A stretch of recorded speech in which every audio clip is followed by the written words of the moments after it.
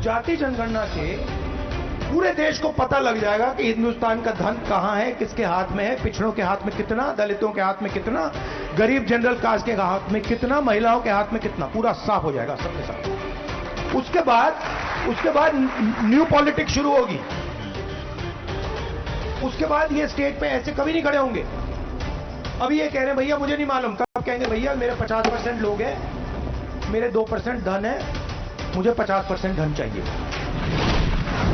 अब Congress SC, ST, OBC समाज की एक जाति को दूसरे के खिलाफ खड़ा कर रही है। इसलिए मैं कहता हूं, एक है तो सेफ है, एक है तो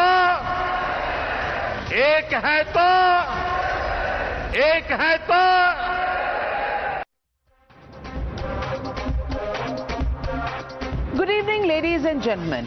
Is the clash of ideologies threatening the intrinsic nature of India? You just heard Prime Minister Narendra Modi and Rahul Gandhi. They are the torch bearers of the two vichar dharas in the country. On the one hand, you have Prime Minister's call of Ek hai to safe hai. On the other, you have Rahul Gandhi, for whom Jitni Abadi Utna Haq is his motto.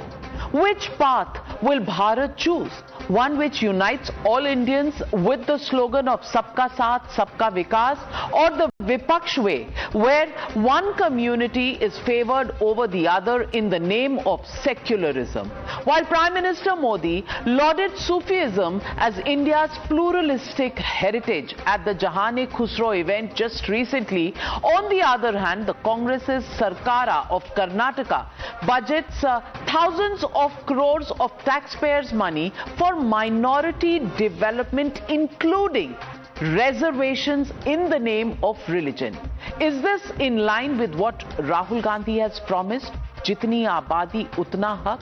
There are over a dozen budgetary allocations made specifically for the minority community, including, as you can see on your screen, a quota for Muslims in contracts, 1,000 crore rupees for minority development, 6,000 monthly honorarium for imams, rupees 150 crore for Waqf property protection, rupees 100 crore for Urdu schools. The list goes on and on and on. The BJP has seen red over this alleged appeasement bid from the assembly to the social media. They are unrelenting on their criticism of Karnataka's budget and Congress's mindset. Watch some of the memes they have made.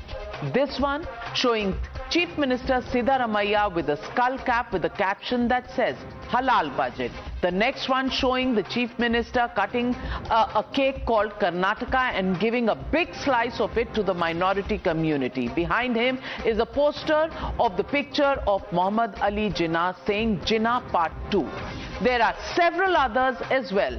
But the moot point is, why should Muslim contractors be given a quota? Why not Hindus, Christians or any other community? Why should religion be a criterion in awarding contracts and not merit? The budget also gives funds for self-defense training for Muslim girl students. Shouldn't girls from all communities learn self-defense to protect them from any unforeseen emergencies? There's also a 50,000 rupee aid for Muslim marriages slotted in the budget. Shouldn't such financial aid be given to all communities instead based on religion being the decider? This is why perhaps the BJP is calling this a halal budget with an eye to appease their vote banks. Listen in. There are so many contradictions. What the media seems to have reported is that money is put for the self-defense, learning or training of girls from the minority community, but ignores other girls. So are you trying to say that a girl in Karnataka who may not be from the minority community does not deserve training?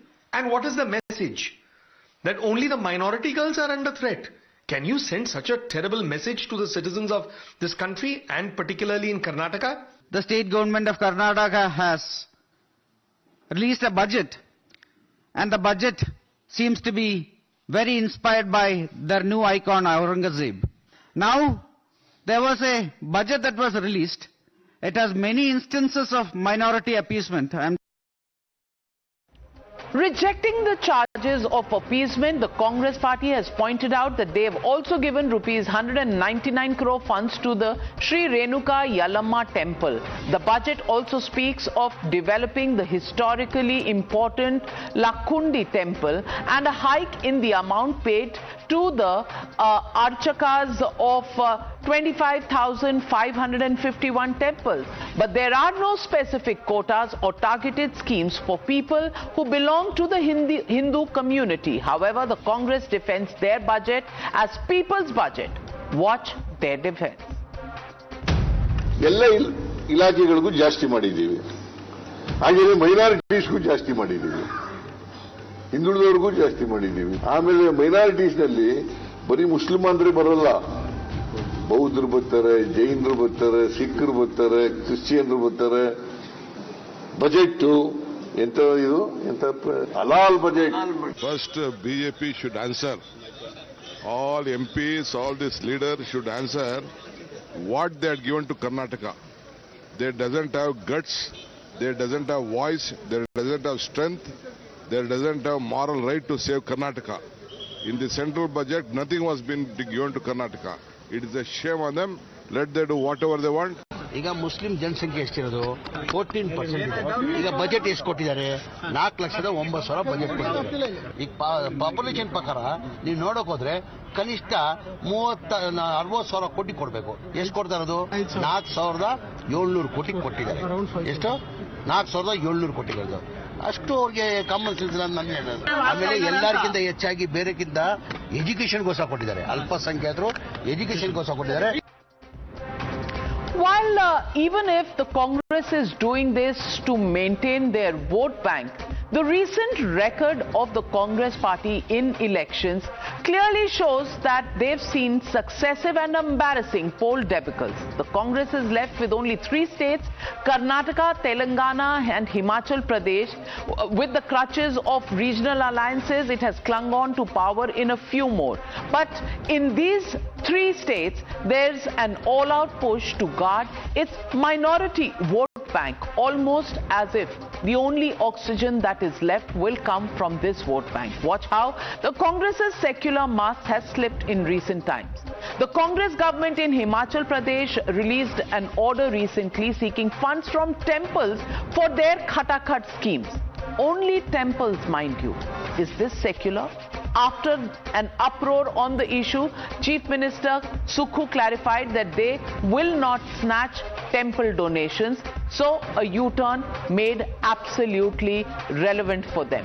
In Telangana, the backward Muslims enjoy a 4% quota. The BJP has vowed to scrap it if and when they come to power, while legal challenges are pending in the Supreme Court. The Karnataka Congress government last year brought a bill to amend the State Endowments Act and decided to take 10% of the income from temples, but the bill failed in the Vidhan Sauda.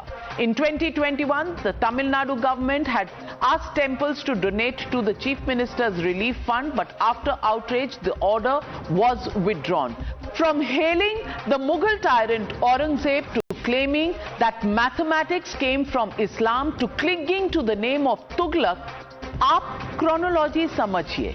That's the question the BJP is asking. So, ladies and gentlemen, the Motorola legitimate question on the Newshour tonight is just this. Is secularism and sabka saath shelved in Karnataka, and is that the Congress's mindset? That's the question and that's the debate coming up on the other side. You're watching the News Hour at 9, debate number 1 on Times Now, Super Prime Time. Joining the debate tonight, C.R. Kesavan, national spokesperson of the BJP. Also joining the debate, Dr. Anand Ranganathan, author, scientist, political commentator, Ishkaran Bhandari, lawyer, Asif Ansari, political analyst, Tariq Khan, national spokesperson of the Samajwadi Party. But my first question goes to Congress supporter Tehseen Poonawalla. And Tehseen Poonawalla, what happened to the copy of the constitution that you carried normally? Do you still have it in your pocket, or was it just a prop to be forgotten after elections? Looking for it? Should I send you a copy? Okay, great. Okay, this is not the ulta mat pakdo. Yes, that's right. आपने वैसे उल्टा कर दिया Constitution को, but I want to ask you, does the Constitution allow anywhere reservations and quotas on the basis of religion? I want to ask you the definition of secularism that the Congress itself gave to the nation. Thank you so much for having me on the show, Navika ji. The entire premise of the show, when 90 lakh crore rupees of India's money has been wiped out of the stock market, where the BSE and the NSE are at war with each other. They are actually at war with each other, creating further dividends, where the Honorable Finance Minister of India, who's also a member of parliament from Karnataka, has got as much money to Karnataka as the Honorable Prime Minister's press conferences, that is zero, and has refused to answer a single question to Karnataka, is a hullabaloo about a budget of 4.9 lakh crores, out of which the total allocations to Muslims is less than 4,700 crores, less than 1%. Amazing. Please, by all means, everyone has a right to ask this question. Why less than 1% allocated to Muslims in a budget of 4.9 lakh crores? But no one's asking the question of 90 lakh crores wiped out, and what is the finance minister doing, who, by the way, now wants to snoop your emails, wants to snoop your WhatsApps, and wants to have a vigilante state. This is what the finance minister is up to. Nepal citizens came back not handcuffed, but we will only talk about Muslims. Now, the allocation to Jains, 100 crores, Buddhists, 100 crores, Sikhs, 100 crores, Christians 250 crores, almost 55 lakh Dalit and tribal citizens will benefit from this budget, but 4,700 crores of Muslims will be debated. No problem. Let's continue to debate that. What is the appeasement? The BJP has no guts to talk about anything in Karnataka.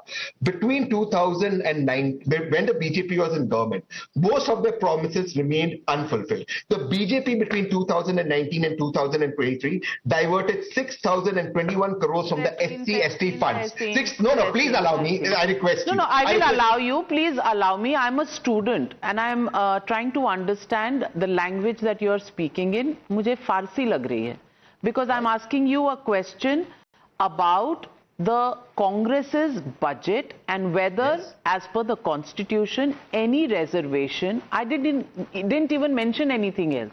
I just asked you one question. On the basis of the Constitution, any quota on the basis of religion, is it allowed? Yes or no? You've given me a lecture on the stock market. You've given me a lecture on the BJP. And the budget can you just answer the question I asked you? No, Constitution. May I please answer that? But I would like to make my point. 6,000 they diverted from SC/ST funds. Now let me answer your question. No. Religion is not allowed. It's done on the basis of OBC categorization. The same OBC categorization that is included in Gujarat, in Madhya Pradesh, the same imams have got a salary hike as the BJP did in Maharashtra. There is no difference. If OBCs based on religion is not allowed, first shut down Gujarat, first shut down Madhya Pradesh, first shut down other states where the BJP is in government, and I promise you, I will castigate the Congress like I castigated one of the junior spokespersons who said maths was invented by Muslims, which it isn't. It is Indic wax. So Congress is where it's wrong. I will castigate them. This is justified, and I challenge the BJP to go to court on it. I challenge them. Headmaster Tehseen Poonawala will castigate everybody, but will not answer the question on the principles of the Constitution. Before I go to CR Keswan, Anand Ranganathan is just dying to go for your jugular. Anand, be my guest. Good evening, Navika, and good evening to my fellow panelists. Navika, welcome to the Islamic Republic of India. Even the pretense of secularism has been wiped out. Today it is Karnataka, it's going to spread, so the entire republic would be Islamic. As the bigot Khusrau would say, Chhap tilak sab chini moke secular banai the. But then the writing was on the wall in Karnataka the moment Congress won the elections 2 years ago. Remember the immediate demand by the Sunni Ulema board that a Muslim should get minister portfolios because Muslim leaders directed the Muslims to vote for Congress, and 88% Muslims voted for Congress. Remember that? All Muslim candidates of JDS and AIMIM lost. Quote, we as a community have given a lot to the Congress. Now it is time we get something in return, unquote. Navika, giving thousands of crores for minority colony development, Waqf upkeep, graveyard upkeep, imam salaries, madrasas, Urdu schools. This when Karnataka has a revenue deficit this year of 20,000 crores and an overall debt of 7.8 lakh crores, which Tehseen won't tell you. Look, changing demography shifts a government's decisions toward appeasement. We know that. We have seen it in Bengal, haven't we? And we are seeing it in Karnataka. Unless one understands, Navika, the various stages of it, I'm afraid one can neither recommend nor apply a cure to this disease of appeasement. The three stages of appeasement are welfare, workfare and warfare. Please bear with me, because Congress is now so unapologetic about it, it's projecting them as an achievement of sorts. Let me explain. The first stage of appeasement, welfare. Well, it starts innocuously with the flawed pretext that the Muslim minorities are worse off than the rest, and that they are victims and that they always exclusively suffer and fare worse off. Not for nothing did the late Prime Minister Manmohan Singh assert that Muslims have the first right to resources. And so you have the state giving Muslims Hajj subsidy for decades, giving blanket reservations to Muslims, rich or poor, homeless or billionaire, by snatching it from the OBC quota, using taxpayers' money to host grand iftar parties, asking government-run UGC to fund minority institutions that keep 50% seats reserved for minorities, plundering state coffers to pay monthly salaries to tens of thousands of Maulvis, giving scholarships and shadi shaguns to Muslim women, providing midday meal dining hall only for those schools having 70% or more minority students, giving interest-free loans to set up shops on Waqf land, funding hundreds of madrasas, the Islamic schools, and all this, while grandly proclaiming that it is a secular state. That is, there is a total demarcation between state and religion. The next stage. Please, Tehseen, I did not interrupt you. I am just coming to This is too long. We should be allowed to rebut it. Okay, yes, but Tehseen, let me also rebut. You made a point that reservation was made for backward Muslims. Let me correct you. This is a blanket reservation. This is a blanket reservation, which is why the question of the constitution comes in. Where in the constitution is it allowed to give reservations on the basis of religion, not on the basis of backwardness of a class? And that is why CR Keswan, I'm asking you, I'll come back to you, Tehseen. Tehseen, I'll give you an opportunity. I will give you an opportunity. Mr. Keswan represents the BJP. The BJP has several questions on this. Let him ask those questions and then you can answer them. Anand Ranganathan, you had a 4-minute monologue. More than that is not allowed on the news hour. The time comes in, the bell comes in. But CR Keswan, I want to ask you what happens to the constitution, what happens to secularism and the definition that the Congress party gave this country. Good evening, Navika ji, and to all my fellow panelists and your audience. This is the most dangerous communal budget in the history of India. This divisive communal budget by a bigoted Congress government peddles and panders to the perilous politics of vote bank religious appeasement and vote bank Muslim appeasement. You cannot get more blatant than this, and see the stark difference. While on one side you have the Prime Minister Narendra Modi ji, for whom the holy book is the constitution and his dharma are constitutional values, and he has been protecting the rights of the SC, ST, OBC communities as guaranteed by Baba Saheb Ambedkar's constitution. But here, blatant Muslim, pandering, and more importantly, the conspiracy by the Congress party is to snatch away the rights of the SC, ST and OBC communities. Baba Saheb Ambedkar ji very clearly said, you cannot have religion-based constitution. Ambedkar ji was against religion-based constitution, but you look at the way these people operate, and Navika ji, this is not an ad hoc incident. You look at the history of I'll come to Karnataka, but you look at the history of the Congress party, especially when, UPA came to power. On one side, you have the Prime Minister who believes in Sarva Dharm Sambhav and Sabka Saath, Sabka Vikas, Sabka Vishwas. Here, the heart is only for the Vikas of the minority. What happened in 2009? Late Manmohan Singh ji said the first right to resources is for minority, particularly Muslims. And 2011, the conspiracy, was exposed in 2011 when the UPA government issued an office memorandum trying to carve out a sub-quota for 4.5% for Muslims from the 27% OBC quota. This is the sinister plan of the Congress ever. They want to take away the reservation of the OBCs and the SC, STs, and when they say we want to increase 50% reservation, no, it's a red herring. And look at what they did with Aligarh Muslim University and Jamia. government-run institution in 2011 and 1981 in Aligarh Muslim University, SC/ST quotas went for a toss. It was given only, Muslim quota. And in the election, we'll never forget the Prime Minister very correctly warned us. They talked about wealth distribution. They talked about the wicked wealth distribution and the sinister inheritance tax. You see this at play now. You see this, and what did the allies say? Pura ka pura. Lalu Prasadji and Navika ji, remember MVA and Maharashtra. That is why they were defeated, which is why this India alliance is losing. MVA's manifesto, it was Muslim Vikas Azadi. It was Muslim vote appeasement. That is what MVA stood for. Their manifesto reflected, pretty much what the All India Ulama Board said. And today, what has happened here is most condemnable, and the BJP will ensure that, the people of Karnataka are watching, and the kind of, injustice which is being done to them, and I think they'll give a Absolutely. the communal Congress. Absolutely, C.R. Keswan, you're bang on the point, and Tehseen Poonawalla. Now, two questions. Two questions, because both of these are premises of Rahul Gandhi. Number one, that the backward classes, jati, jiski jitni abadi utna haq. Well, what happens to the backward classes? He's stitching up a PDA or a backward jati, alliance. What is he doing? Taking away their rights and giving it to the minorities, number one. And number two, I come back to the question of the constitution. How can the budget provision flout the articles of the constitution that ban absolutely any quotas on the basis of religion? Tehseen Poonawalla, please convince the nation on this, because otherwise this is being called a halal budget. The Congress party is being called the Muslim League party. So there are three broad questions that were raised and a lot of things that are factually not correct. So I will come to all three of this. First of all, I never said that it is based on religion. I very categorically said that can be based on backwardness. For example, the Bafan community in Gujarat, the Dafad community in Gujarat, the Fakir community in Gujarat, the Hingoria community in Gujarat, the Garnara community in Gujarat, the Ansari community in Gujarat, the Jat community in Gujarat. Now, Jat Hindus don't get reservation in Gujarat. Jat Muslims get reservation in Gujarat.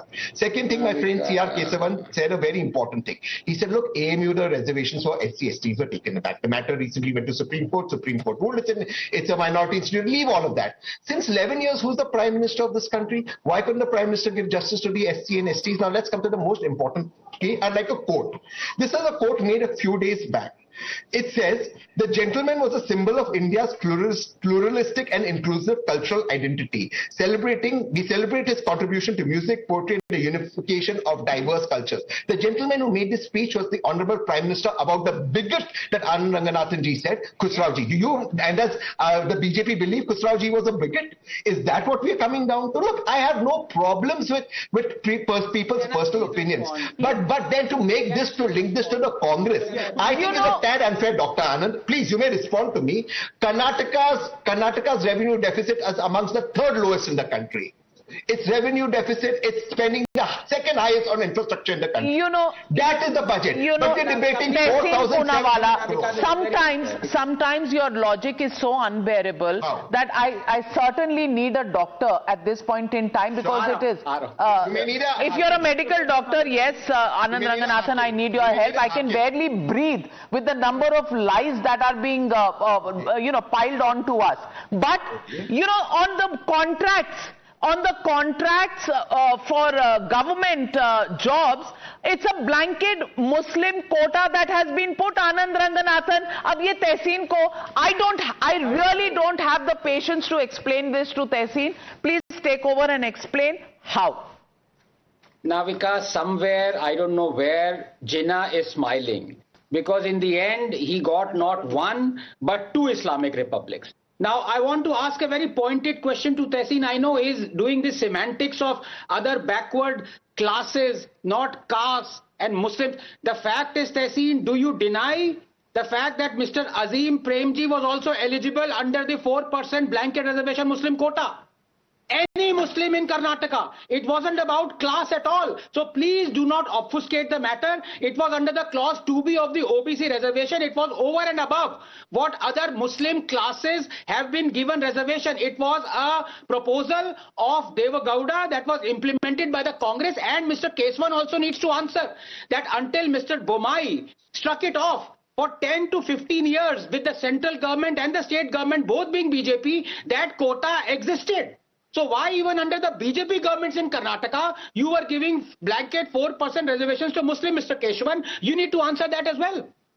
In 2023, Anandji, this was cancelled by the BJP government, which was again reinstated by Congress. Let me complete. For 10 years, it was one thing. 2023, it was cancelled. The Congress brought it back. They'll be given a fitting reply. Navika ji, I just want to make one point. This communal 10 years before 2023, it was being. Anandji, please let me make my point. Anand, okay, let's not have cross talks. The communal budget of the Congress is straight out of Rahul Gandhi's book. It is straight out of Aurangzeb and Jinnah's book. Next time when they have an AICC session, don't be surprised, Navika ji, if the Congress has Aurangzeb, Jinnah and Tughlaq, in the posters and banners behind. Let us look at these contracts. I told in the Congress manifesto for the Lok Sabha election, they tried to sneak this in. There was a furor at that time. Now the Congress party will try to distract, deflect, use red herrings and say, no, this is a separate category B. Let us look at the hard facts. Prior existing reservation is 43% in public contracts. Out of that, category 1 is 4%, category 2 is 15%. Now they say 4% category B is separate. No! What happens here is in the category 1, 4% for OBCs, 17 Muslim communities are there. In category 2A, 15% for the OBCs, 19 Muslim communities are there. Again, when they give, 4% of Muslim reservation, again the people who will be affected will be the OBC communities. This is what we are saying, that these people are betraying the spirit and betraying the ideals of Dr. Baba Sahib Ambedkar ji and the guarantees given by the constitution for the SC, STs and OBCs, because they are trying to sneak it through the back door. And the people who are affected are the SC, ST, OBC communities. Today absolutely, and this flies in the face of both the constitutional provisions as well as social justice for the backward classes. And I want to ask Tariq Khan. Tariq Khan, do you think in this country there has to be equality and secularism, or do you think this naked appeasement is actually the policy of the India alliance? Because that's all that it comes down to. You have a problem with Sanatan, you have a problem with there's even Waqf protection, 150 crore for Waqf protection. Oh my God. Here temples need protection from the land grab of the Waqf boards, but you have a Waqf protection 150 crore fund, and then time and again you want money out of the temples fund, time and again you want money out of create an endowments act and control all temples. What happened to the secularism on which nearly 3 or 4 decades of politics has taken place in this country? Does secularism only mean appeasement of the minorities, or do Hindus and other communities also have some rights? If some provision or reservation given to a community or society or class, that means you are against rest of the people. What you are trying to say. This should not be done. If the reservation is given to somebody, that doesn't mean that we are against somebody. Point number 1. Point number 2. हम आपसे मोहब्बत करते हैं, लेकिन हम आपको कुछ देंगे नहीं. हम देंगे उनको जिनसे हम असली मोहब्बत करते हैं. BJP government abolished 4% reservation in Karnataka. Why there was a stay by Supreme Court on that? What was the reason behind that? What is Article 16.4 and what is Article 15.4? Allow me to read it out. And what is in 1983 Chenappa Reddy Commission report says that on the basis of reservation, certain class of the society can be provided reservation, and certain class does not mean certain community and belonging to a certain religion. Tariq Khan, Angrezi, please, English language. Please allow me, ma'am, allow me. Based on the report, Supreme Court said 10 times that based on the report, if a community is backward on the basis of report, not just in air, you cannot do these things in isolation. On the basis of report, you can give reservation, and by creating a class Andhra Pradesh government is also giving 4% reservation to Muslims. Now you don't ask them. You don't ask them. Why? Why? Because they are very green for you. They are pro-Modi. You don't ask them. Why? What means what? Dynamics, what mathematics they having in their Tariq Khan, there's very little anybody can do when class and community becomes interchangeable. But on the point of law, I'm coming to you, Anand, but on the point of law, let me get in Ishkaran Bhandari. Ishkaran Bhandari, whenever Tariq Khan wants to use the word class, he uses the word class and then interchanges it with community, almost obfuscating the difference between the two. How do you teach law and constitutional provisions to an argument of that kind?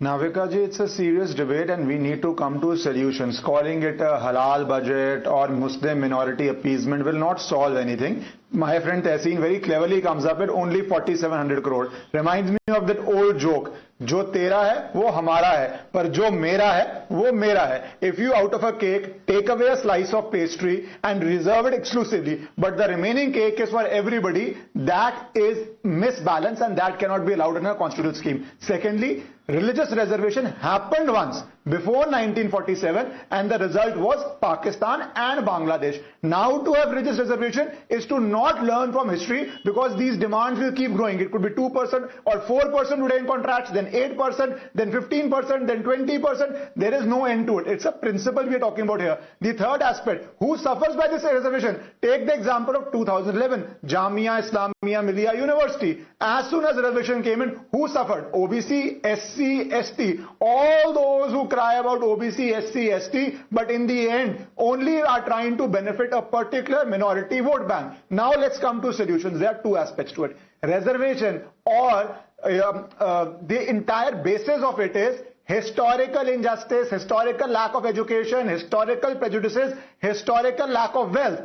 Till now we have been told that the golden period by this ecosystem was Mughal Raj in India. How much the Mughals had, how Nawabs had, how much richness was there. So where was the historical injustice? It was on people who were suffering under jizya. It was in people who were being forcibly converted. But the rulers are getting reservation in all over the world. The basis of reservation, historical injustice. Only in India, the haves get more. But the solution is not calling budget names, because that will solve nothing. State after state keeps doing it. It is to define minority. Why don't we define minority in our constitution? We are one nation. Any population above 10% or above 5% pan-India is not minority. It is co-majority. Have simple definitions. Solve all these debates. Otherwise, you will keep having excuse after excuse. But in practice, it will be Dr. Manmohan saying that the first right on resources is of minorities, particularly Muslims. Asif Ansari, the question tonight is simply this.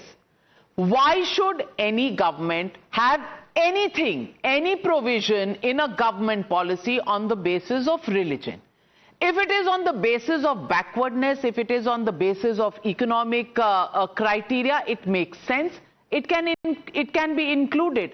But to make it for one religion and keep other religions out, is this not against the principles of the Constitution? Is that why the Karnataka budget today is being called the Muslim League budget? Tehseen, please respond.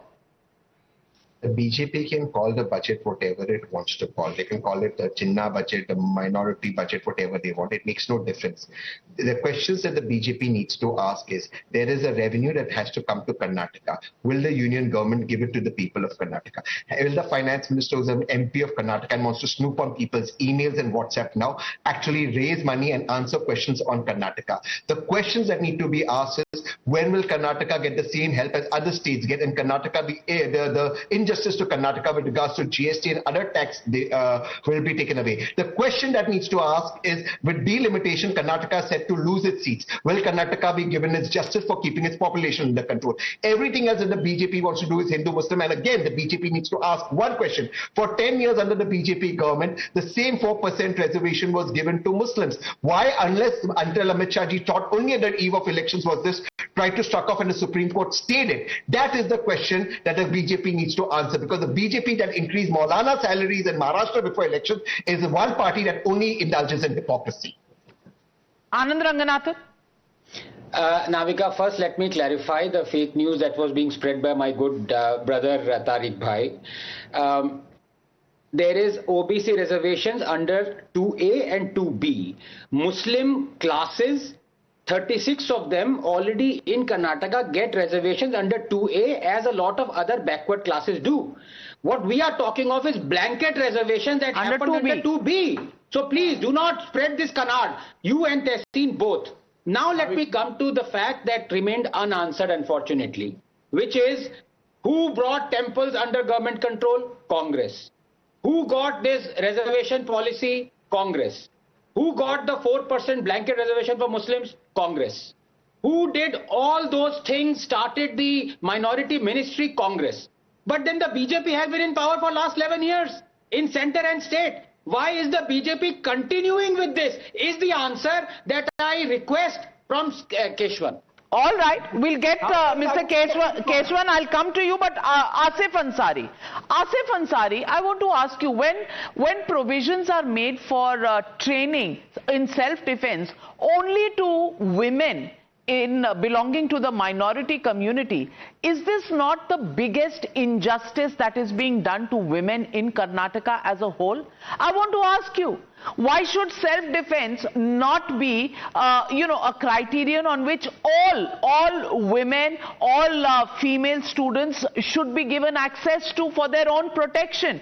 And that is where I bring in the question of, why is there so much of discrimination in the budget that the Congress has proposed? Yeah, good evening everyone. Before, I think I am having some network issue that I could not hear it properly. But what I have heard that before I start, I must say that our co-panelist, Mr. Anand Ranganathan, what he has started with the Republic of Islamic, that is very unfortunate to hear such a statement from a person like him. But let it be, it is his perceptions, how he see the world like the India. But I must say that this is not about the appeasement politics. You will see that what BJP is doing, what today the Congress is appeasing the minority by giving some kind of fund, financial assistance or giving any budget, what the BJP was doing. This is tit for tat. That was a policy what every Indian was apprehensive about it. BJP was appeasing the majority by demolishing the minority worship places, the masjid, Hindu, Muslim, India, Pakistan. Now the Congress is against the same policies coming for the appeasement of the minority. So this is the thing. So you're justifying. So you're justifying. And when did the BJP demolish? C.R. Keswan, please respond to Asif Ansari. This is not a justification. This is not a justification.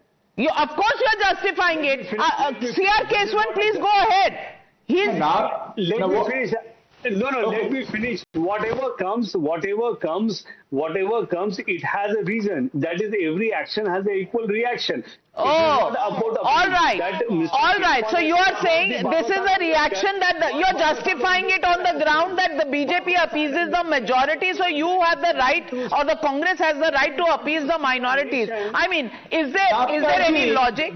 I'll answer this in Rahul Gandhi's, dubious and bunkum motto which he has. Tehseen ji talked about delimitation in Karnataka. What does Rahul Gandhi say? Jitni abadi utna haq, rights proportional to population. Now the Karnataka Deputy Chief Minister, Telangana Chief Minister say no, delimitation should not be according to population. It will win, it will victimize the southern states. Then where does Rahul Gandhi stand? Is he a hypocrite? He says rights proportional to population. Look at it in the context of delimitation. These people are ideologically bankrupt. They are not morally bankrupt, ideologically bankrupt. They are citadel of chaos and confusion, and this is why they have been rejected repeatedly. These people have no face. Look at this stark naked hypocrisy and double face of the. Even you take Jitni Abadi Utna Haq in terms of the budget. Does it hold?